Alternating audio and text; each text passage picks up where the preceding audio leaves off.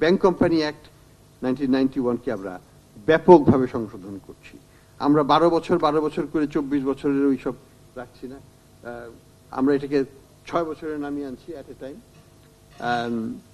Number of directors কমিয়ে দিচ্ছি from sponsors. আমরা ইন্ডিপেন্ডেন্ট ডাইরেক্টরের সংখ্যা অ্যাটলিস্ট 50% করার প্রপোজ করছি, এবং বলছি এটা একটা প্যানেল থেকে হবে। এই প্যানেলের মধ্যে কোয়ালিফাইড লোকজন থাকবেন, তাদের মাঝ থেকে নিতে হবে, unless you propose somebody who is eminently suitable and better than the panel, তাহলে অবশ্যই বিবেচনায় নেওয়া হবে, কোনো অসুবিধা নেই।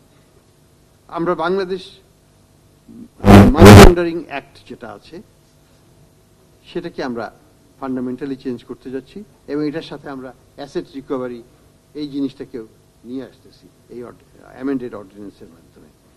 বাংলাদেশ ব্যাংক অর্ডার 1972 এটাকে আমরা ঢালাওভাবে পরিবর্তনের কথা বলেছি, আজকের পত্রিকাতেও এসেছিল।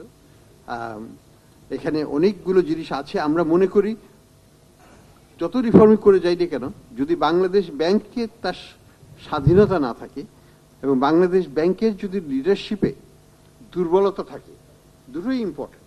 আমি দুর্বল লিডার দিয়ে শক্ত প্রতিষ্ঠান চালাতে পারবো না, আবার শুধু শক্ত লিডার দিলেও হবে না, যদি প্রতিষ্ঠানের কোনো আইনগত ভিত্তি না থাকে সে সেই শক্তি দেখাতে পারবে না।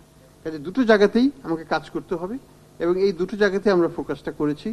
নতুন বাংলাদেশ ব্যাংক অর্ডার এটা আমরা সরকারের কাছে দিচ্ছি।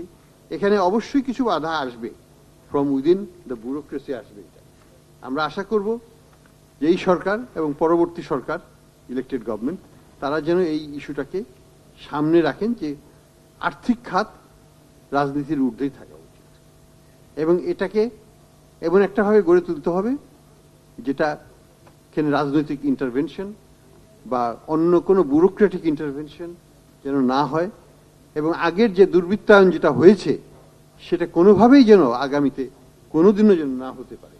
সেই জন্য বাংলাদেশ ব্যাংকের দায়বদ্ধতাও বাড়াতে হবে, বাংলাদেশ ব্যাংকের অটোনমিও বাড়াতে হবে, দুটোই থাকতে হবে। অ্যাকাউন্টেবিলিটি অ্যালং উইথ রেসপন্সিবিলিটি দুটোই থাকতে হবে, এবং সেই বিষয়ে ব্যালেন্স করে আমরা আন্তর্জাতিক মান সম্পূর্ণভাবে এই বাংলাদেশ ব্যাংক নতুন অর্ডার, অ্যামেন্ডমেন্ট অর্ডার আমরা দিতে যাচ্ছি।